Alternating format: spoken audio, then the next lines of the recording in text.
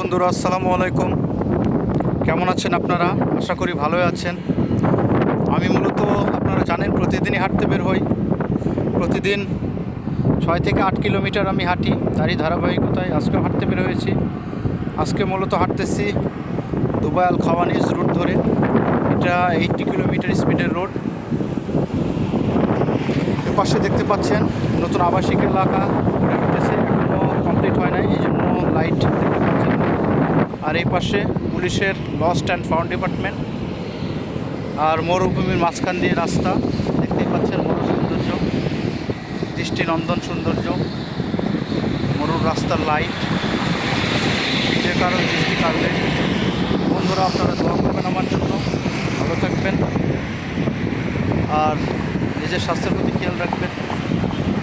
সুস্থ মানুষের প্রতিদিনই মিনিমাম হাঁটা উচিত, মিনিমাম 1 ঘন্টা তো হাঁটা উচিত।